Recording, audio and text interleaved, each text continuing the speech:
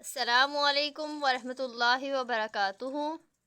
Dear students, आज हम ninth class mathematics का चैप्टर नंबर 1 शुरू करेंगे, जिसका टाइटल है कालिब और कालबों का मक्ता।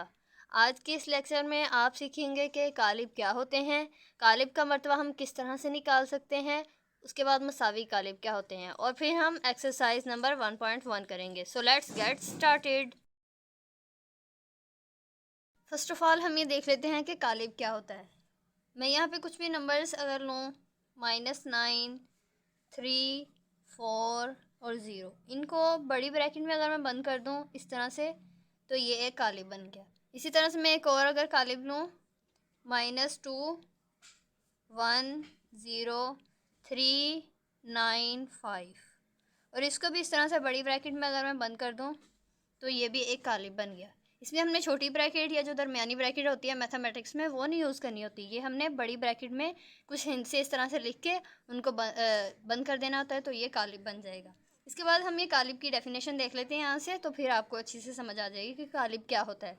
हकीकी अदाद की मदद से एक मुस्ततीली बनावट, मसलन 0, 1, 2, 3, 4 और 7 नंबरों की मदद से बनावट इस तरह से बनाकर, जिस तरह मैंने आपको यहाँ पे दिखाई है, उसको बड़ी ब्रैकेट में बंद कर देने को कालिब कहा जाता है। अब यहाँ पे आप पूछेंगे कि हकीकी अदाद क्या होते हैं। हकीकी अदाद के कॉन्सेप्ट को समझने के लिए आप ये डायग्राम देखें। इसमें जो n है ये कुदरती अदाद को ज़ाहिर करने के लिए इस्तेमाल होता है। जो 1 से लेकर आगे तक जाते हैं सारे नंबर शामिल होते हैं। और ये जो w है ये सही मुकम्मल अदाद को ज़ाहिर करने के लिए इस्तेमाल होता है। इसमें ज़ीरो समेत सारे नंबर शामिल होते हैं। और ये जो z है ये सही अदाद को ज़ाहिर करने के लिए इस्तेमाल होता है। इसमें ज़ीरो और पॉजिटिव नेगेटिव में जितने भी सारे नंबर जो होते हैं आगे तक हमारे पास शामिल होते हैं। और ये जो q है ये नातिक अदाद को ज़ाहिर करने के लिए इस्तेमाल होता है। नातिक अदाद को हम सेकंड चैप्टर में जाके डिटेल से पढ़ेंगे। अभी तक के लिए आप यही समझें कि जिन अदाद को हम p/q की शक्ल में लिख सकते हैं, जैसे यहाँ पे 3/4 है या फिर 9/2, ये सारे नातिक अदाद होते हैं। तो इन सबको अगर हम मजमूई तौर पर कलेक्टिवली देखें तो वो होते हैं रियल नंबर्स या फिर हकीकी अदाद, जिनको हम कहते हैं वो होते हैं।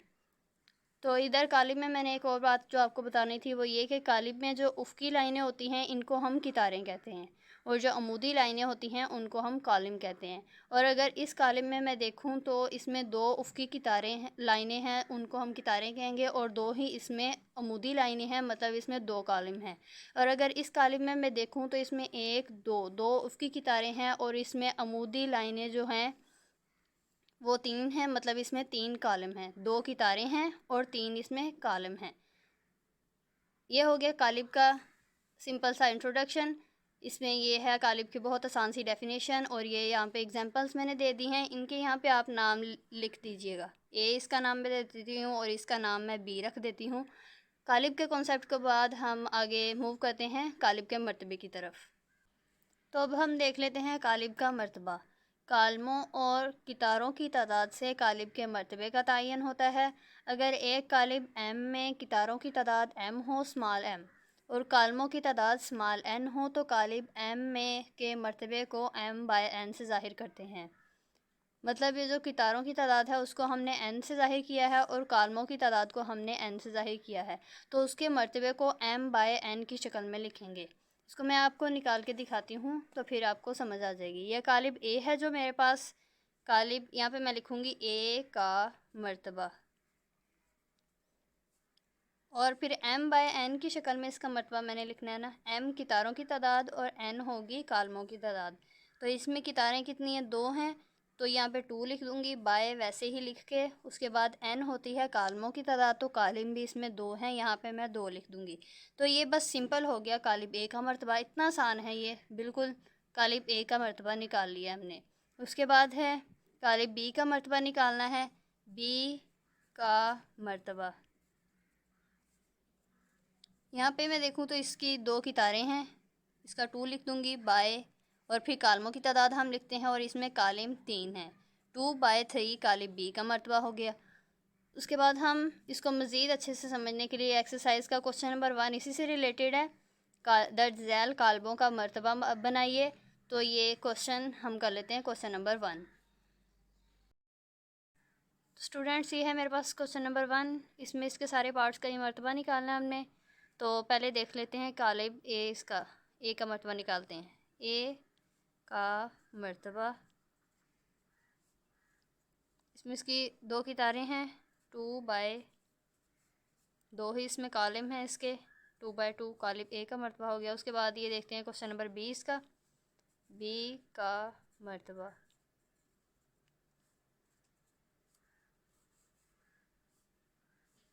इसमें 2 कितारें हैं इसकी और 2 ही कॉलम हैं, 2 बाय 2 हो जाएगा इसका भी मरतबा।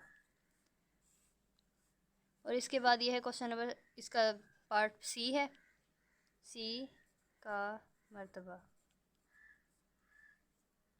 इसमें इसकी 1 कितार है और 2 कॉलम हैं। कितारें इसकी एक है, 1 बाय 2 कॉलम सी का मरतबा हो जाएगा। उसके बाद देख लेते हैं इसका पार्ट सी बल्कि डी। इसमें इसकी 1 2 3 कितारें हैं और 1 इसका कॉलम है। डी का मरतबा,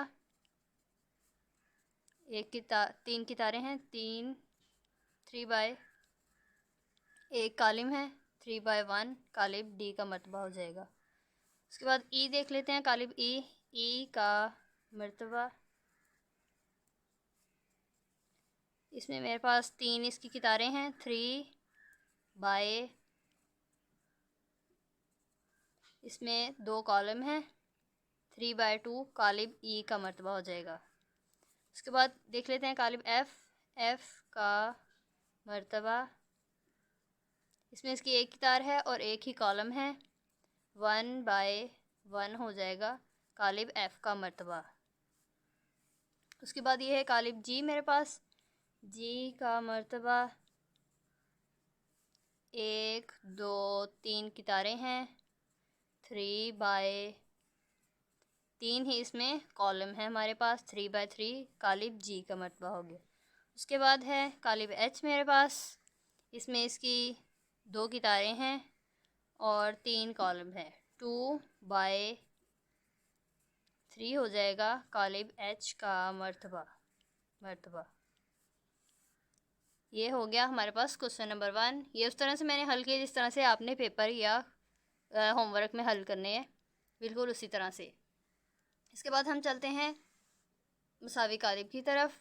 मसावी कालिब में अगर ए और बी 2 कालिब हों तो कालिब ए को कालिब बी के या बी को ए के मसावी समझा जाएगा। तो इनको ए और बी दरमियान में बराबर की अलामत लगा के इस तरह से ज़ाहिर किया जाएगा। अगर इसके लिए 2 शराइत होती हैं कि 2 कालिब आपस में कैसे मसावी होंगे। एक ये कि उनका मर्तबा आपस में बराबर होना चाहिए, कालिब ए और बी का मर्तबा आपस में सेम होना चाहिए। उसके बाद दूसरी इसकी ये शर्त है कि कालिब ए का हर रुकन कालिब बी के मुतनाज़रा अरकान के बराबर हो। मतलब 2 शराइत हैं, एक के उनका ये जो मर्तबा हम निकाल के हटेंगे, जो 2 कालिब होंगे उनका आपस में मर्तबा मसावी होना चाहिए, एक जैसा होना चाहिए। और उसके बाद मुतनाज़रा अरकान, सामने वाले अरकान भी उसके बराबर होने चाहिए। यहाँ पे मिसाल के तौर पे ये उन्होंने 2 कालिब दिए हैं ए और बी, इनका हम देख लेते हैं कि आपस में मसावी हैं कि नहीं। तो अगर मैं कालिब ए देखूँ, इसमें इसकी ये 2 कितारें हैं और 2 ही कॉलम है, तो इसका मर्तबा क्या हो गया, 2 बाय 2 हो गया। और ये जो कालिब बी है, ये मैं देखूँ इसमें भी 2 कितारें हैं और 2 ही कॉलम है, तो इसका भी 2 बाय 2 हो गया मरतबा। उसके बाद इसके मुतनाज़रा अरकान सेम होने चाहिए, एक जैसे होने चाहिए। तो सामने वाले मरतबा अरकान, इसका यहाँ पे 1 है, इसका भी यहाँ पे 1 है और इसका यहाँ पे 3 है, तो इन दोनों को मैं प्लस करूँगी तो वो भी 3 हो जाएगा। और यहाँ पे -4 है तो यहाँ पे भी -4 है। इसका कालिब ए में यहाँ पे 2 है, तो इन दोनों को मैं माइनस करूँगी तो यहाँ पे भी 2 आ जाएगा। मतलब मरतबा तो इनका सेम है, पहली शर्त भी पूरी हो गई थी और अब इनके मुतनाज़रा अरकान भी एक जैसे हैं, मतलब सेम है, तो दोनों शराइत पूरी होगी। इसका मतलब है कि कालिब ए जो है वो बी के मसावी है। और इसको मैं इस तरह से लिख दूँगी कि A is equal to B. अब हम मसावी कालिब की समझ आ गई आपको। अब हम एक्सरसाइज का ये क्वेश्चन नंबर 2 देख लेते हैं। इसमें हम मालूम कीजिए मंदरजा झैल में से कौन से कालिब आपस में मसावी है। तो ये क्वेश्चन नंबर 2 देख लेते हैं। तो अब हम एक्सरसाइज का क्वेश्चन नंबर 2 करते हैं। ये इसमें हमने बताना है कि कौन से कालिब इनमें से किसके मसावी हैं।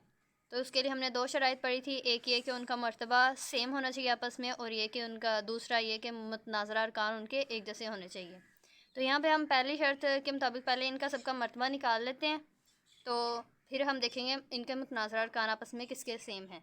तो पहले हम देखते हैं मर्तबा, इधर ए है कालिब ए का मर्तबा। इसमें इसकी 1 ही कितारा और 1 ही कॉलम है, ये 1 बाय 1 हो जाएगा। और उसके बाद कालिब बी है, बी का मर्तबा, इसमें इसकी एक की तार है और 2 कॉलम है, तो 1/2 हो जाएगा इसका। उसके बाद ये सी है मेरे पास, सी का मर्तबा, इसमें इसको हमें पहले हल करना पड़ेगा। ये 5 - 2 है, तो ये आ जाएगा 3 हमारे पास। ये भी एक की तार है, एक कॉलम है इसका, तो 1/1 हो जाएगा कालिब सी का मर्तबा। उसके बाद ये कालिब डी है, डी का मर्तबा, इसमें इसकी एक की तार है और 2 कॉलम है, तो इसका 1/2 हो जाएगा डी का मर्तबा। उसके बाद कालिब ई है मेरे पास, इसमें 2 ही कितारें हैं और 2 ही कॉलम हैं, 2/2 हो जाएगा कालिब ई का मर्तबा। उसके बाद कालिब एफ़ है, एफ़ का मर्तबा, इसमें इसकी 2 कितारें हैं, 2/एक कॉलम है, 1। उसके बाद कालिब जी है मेरे पास, जी का मर्तबा, इसको भी हमें पहले हल करना पड़ेगा। ये 3 में से 1 माइनस करेंगे तो यहाँ पे 2 आ जाएगा, और 3 में 3 को प्लस करेंगे तो ये 6 आ जाएगा। इस कॉलम में अगर मैं देखूँ तो 2 कितारें हैं मेरे पास और एक कॉलम है, 2/1 हो जाएगा मेरे पास कालिब जी का मर्तबा। उसके ये बाद कालिब एच है मेरे पास, एच का मर्तबा, इसमें 2 कितारें हैं और 2 ही कॉलम हैं, 2/2 हो जाएगा कालिब एच का मर्तबा। उसके बाद ये कालिब आई है मेरे पास, इसका देख लेते हैं। इसमें भी इस फैक्टर को हमें पहले हल करना पड़ेगा, 3 और इसको हल करके ये 5 बन जाएगा मेरे पास। तो कालिब आई का मर्तबा,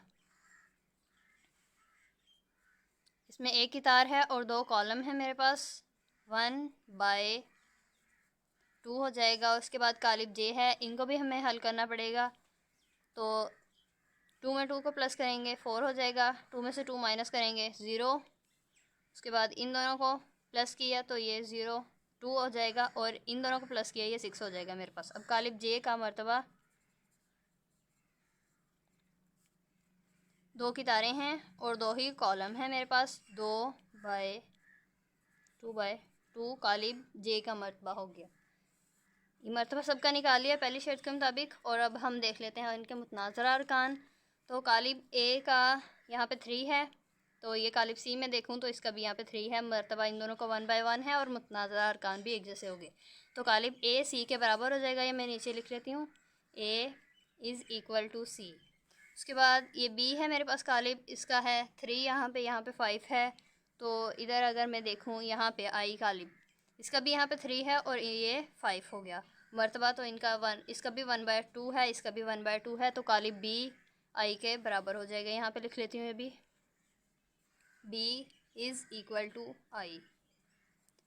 उसके बाद अगर मैं देखूँ तो ये ई है मेरे पास, और अगर ये एच है और ये जी है, इनके सारे अरकान 4, 2, 6, 2 इसके जैसे हैं, और ये तीनों आपस में इनके अरकान एक जैसे हैं, तो ये तीनों आपस में मुसावी कालिब होंगे। यहाँ पे ई है, ई और एच, और उसके बाद ये जे मेरे पास है, ये तीनों कालिब आपस में मुसावी हैं।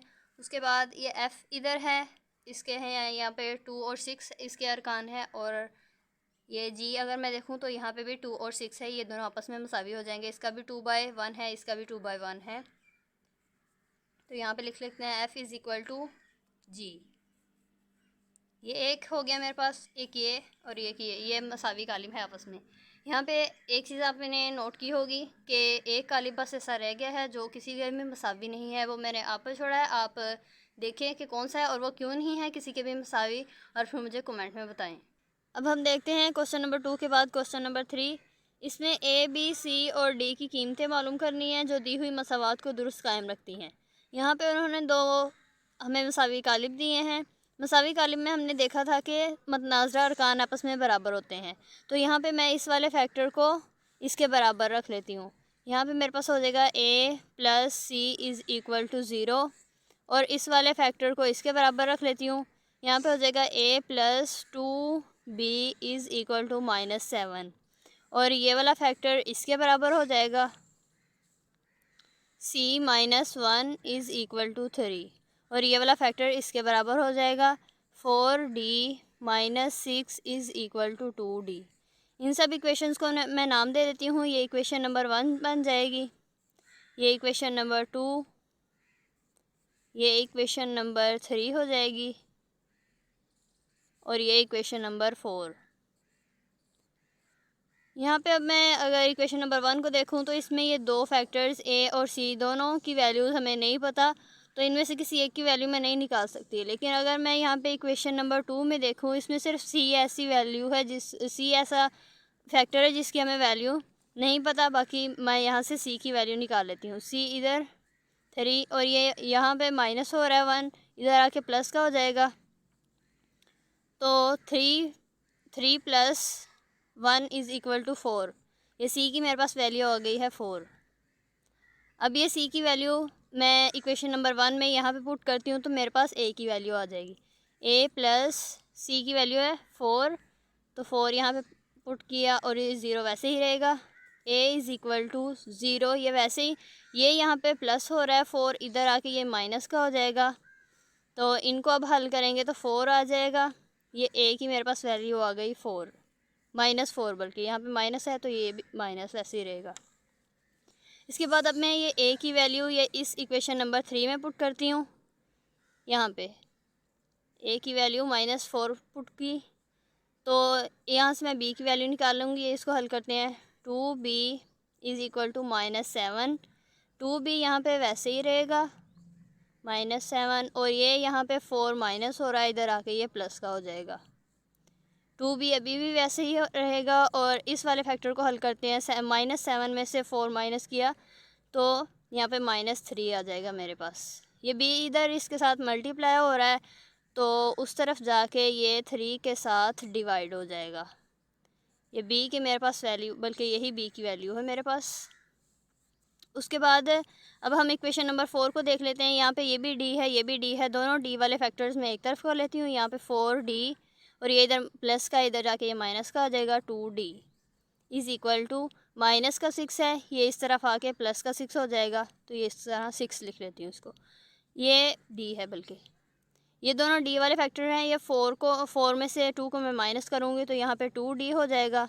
उसके बाद ये 6 वैसे ही रहेगा। यहाँ पे भी ये 2d के साथ मल्टीप्लाई हो रहा है और उस तरफ जाके डिवाइड का हो जाएगा। ये d को यहीं पे रखते हैं, 2 को इधर आके डिवाइड कर देते हैं, तो d की मेरे पास वैल्यू आ जाएगी। इन दोनों को कट करूँगी तो यहाँ पे 3 बाकी रह जाएगा, तो d की मेरे पास वैल्यू आ गई है 3। तो अब इन सब इसके क्वेश्चन नंबर 3 के आंसर को मैं हल सेट की शक्ल में लिख लेती हूँ। हल सेट में ये इस तरह से दरमियानी ब्रैकेट में सारा जो उसका आंसर आया होता है उसको लिख लेते हैं। तो लाइन वाइज लिखते हैं। a की है -4, b की है मेरे पास ये -3/2, और उसके बाद c की मेरे पास है 4 यहाँ पे लिख लेते हैं, और d की है 3। इस तरह से ये हो गया हमारा क्वेश्चन नंबर 3 कंप्लीट। आज हमने एक्सरसाइज नंबर 1.1 तक किया है, तो इसकी आप प्रैक्टिस करें अच्छी तरह से। तो फिर मिलते हैं नेक्स्ट लेक्चर में, तब तक के लिए अल्लाह हाफिज़।